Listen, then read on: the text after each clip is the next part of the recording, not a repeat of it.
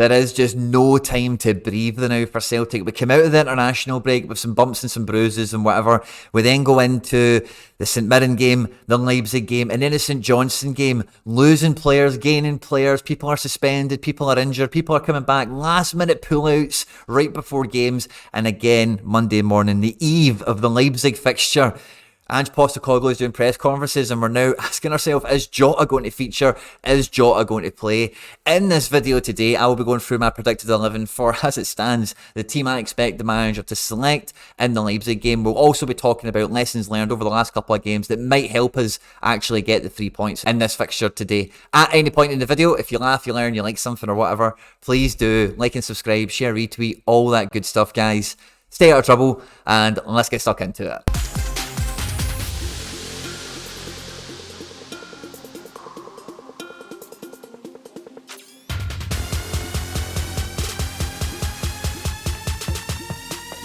Now, there's so many places to start, so I'm just going to get the easy stuff out the way first and foremost, okay? Joe Hart, mistake or no mistakes and all the rest of it. Joe Hart and goals.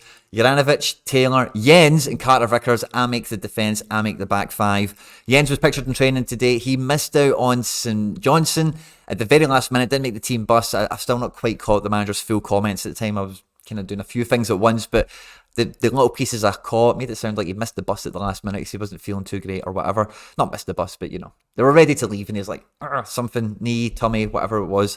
But he was pictured training today, happy and in good spirits, and I expect him to come in at left centre back. Having performed so well against Leipzig, in my opinion, in the first game, him with Carter Vickers is the optimal partnership at the back. And Hart, I say error or no error, you know, like he's our number one and he's not going to be fazed by the occasion. And it's a guy like this we want in the sticks, is a guy that's not going to shrink on the big stage, you know. So that's the way I see us going. I don't think there's too much debate or too much question around that back five, the defence in particular. When we move into midfield is where the question marks really start to unravel, okay? Because at the weekend we've seen Rio and O'Reilly dropping into a much deeper role, and yes, individually Rio had moments, O'Reilly had moments where they looked like McGregor. They came into the back two, moved the ball around the back four and the goalkeeper and got us overall in attacking. But for the majority of the game, until the subs came on, they were kind of moving around as a double team midfield, controlling and dictating the play.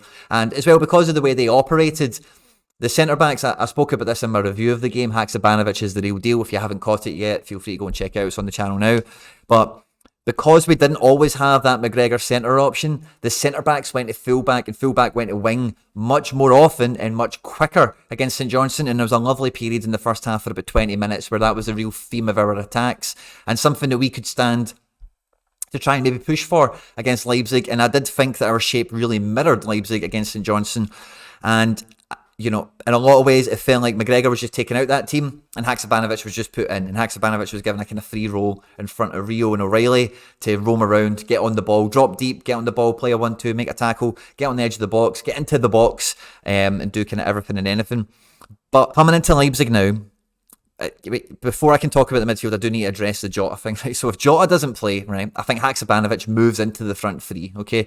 Which means then in midfield, we're going to start with Rio and O'Reilly, but we're probably not going to go for that shape that we played against St Johnstone and that kind of potential attempted evolution, the shape that played Leipzig the previous week. So I think we're probably going to see Aaron Mooy, maybe Abildgaard, but I think Aaron Mooy will come in to the McGregor role.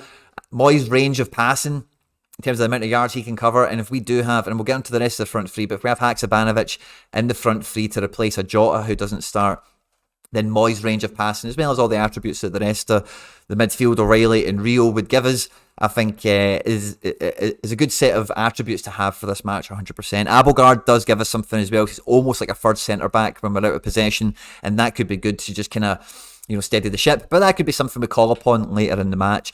So I do think, as things stand now, it's a relatively safe shout that we go for Mooy, Rio and O'Reilly. Now, there's a mirror image to this, right? And the mirror image is the manager doesn't think that there's too much disruption by not having Jota in, okay? The reason I say that is because we're having a bit of disruption with having McGregor out and putting Haksabanovic in. That doesn't really change the shape, the tactics, the strategy, whatever, because we've got like 9, 10, 8 players that have been playing together for ages, well gelled and can kind of read each other's movements and all that kind of thing works out pretty well. But if we take another one of those players out, being the best performer, the most on form, the one with the most magic in his boots, Jota, and we're going to have to bring in a player who is out of form. You know, it doesn't matter whether we're talking about Abada, Giakoumakis, Maeda, Forrest, whatever. None of the guys are really hitting hard now, you know, so to bring anyone in for them, compared to Haksabanovic, who does seem to be, like, he's close to breaking some form, I think he's really close to breaking through. Maybe that'll be too much surgery to the consistent kind of team that's been played. So I think he's going to go for a minimal disruption, plug Mooy into the McGregor role, and get Haksabanovic into the front three for Jota, and go kind of similar to last week in that respect. But the alternative to that is the midfield from the weekend remains. He sticks with O'Reilly, Rio, and Haksabanovic as the midfield three, but then that opens up so many questions into the front three if he does that. Would he go with Maeda, Kyogo and Abada? Yeah, he definitely could. Would he go with maybe Kyogo, Giakoumakis and Maeda or something like that? Something wacky and a bit different? I wouldn't rule it out. I really, really wouldn't. But as I say, I think the manager is going to be a bit more pragmatic, and I think he will start Mooy with O'Reilly and Rio.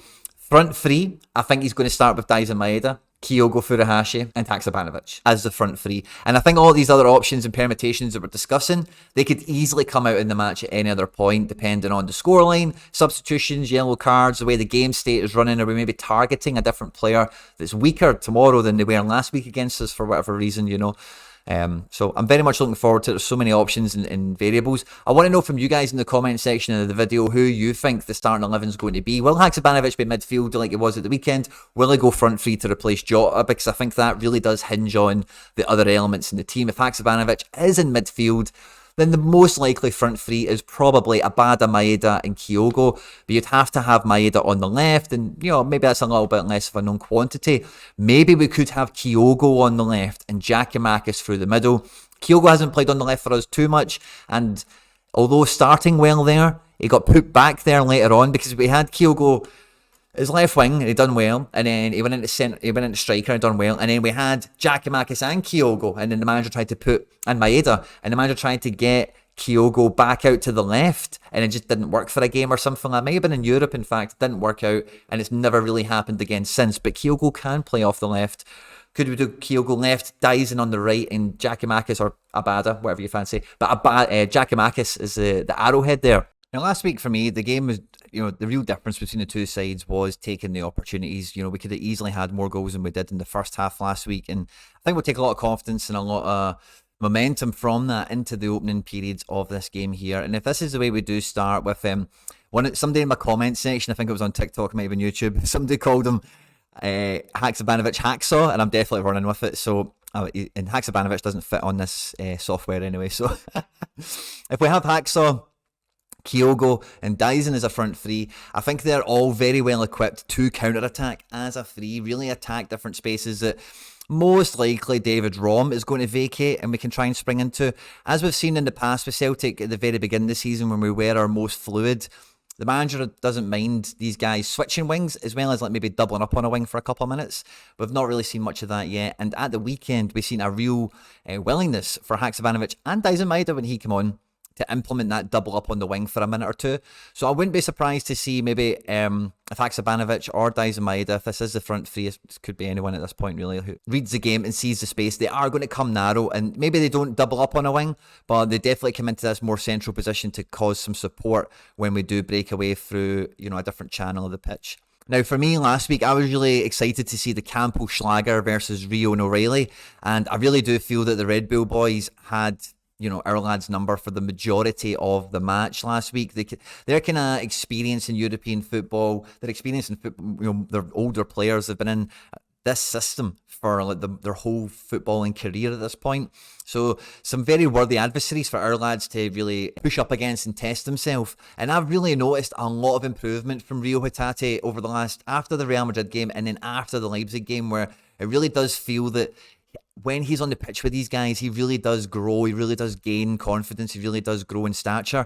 And I'm really expecting round 2 tonight, Rio and O'Reilly, or Tuesday night, sorry, I beg your pardon, Tuesday night for Rio and O'Reilly. I think they're going to really have these guys' numbers at Celtic Park, you know, because we're also going to have the stadium on side. as well as a few other bits and pieces that go in our favour for the pitch. We are, much happier to play on that kind of bigger space compared to what we've been doing against St Johnstone and St Mirren and whatever. And that's why we've had better games, like when we were away at Leipzig, because we look great. We can play in the space. We can play that type of football. And, Blaswich is going to be the goalkeeper. Galashi is out. And Leipzig did rest a number of bodies at the weekend for their draw with Mainz. I'm pretty sure it was a draw with Mainz. Simikan didn't play. Guardiola didn't play. And there was one or maybe Schlager. There's a few of them didn't actually play. They rotated quite heavily. But yeah, for me, when we're building out from the back, in particular, if we are the team that's defending, whether it is from sustained attack pressure from Leipzig itself or whether it's recovering from one of their counter-attacks, the range of passing that Aaron Mooy offers, like I said in the predicted 11, it's just such a weapon if we do have spaces where we can try and target a pass into. Rio's got those balls in him, definitely. O'Reilly has those balls in this kind of final third area for sure. I've seen him do that plenty. But Mooy is the only one that I've seen in this team anyway that has that real anchorman, quarterback, Pirlo-esque range that can just swap it onto another wing, onto a guy's toe, and we can quickly capitalise upon some space that's been found. So I think that kind of weaponry in this team will be very useful. When we did see Mooy come on at the weekend, he was actually a little bit more further advanced. So people did suspect O'Reilly was maybe going to be a bit more McGregory at the weekend. I don't think we really seen that, truth be told, for a sustained period of time. There was moments, of course, but maybe that happens on Tuesday and Mooy is a wee bit more further forward because we don't want to really be relying on his pace in the recovery. O'Reilly and Rio can definitely they can definitely make up that ground a bit better. So maybe Mooy gets a wee bit more free attacking position in rain, potentially. So we've seen already that they really want to play out in the wide areas. They really want to box out the centre of the pitch and then quickly with a couple of passes themselves move it around between one or two of them, 1-2 touch stuff, and then play the overlap and play the overload if they see it and if they're able to capture it. We should be a bit more switched on to it this week versus last. Of course, we don't have Welsh and Jens. We've got Carter Vickers, so that should give the whole team a bit more confidence to build an attack and to actually then defend with the players we have.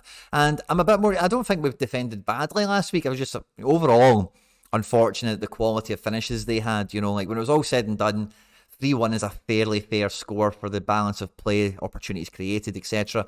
And we go into this game wanting the same thing to happen, but our goals to actually go in, And like I mentioned before, yeah, Orban, Simikan, Guardiola, they've all got great recovery pace, right? But Daizen Maeda, Kyogo, Hacksaw, these guys have all got great pace to burn. And even if Rio and O'Reilly, if they can even join in any of this stuff. But I think we've got the real pace.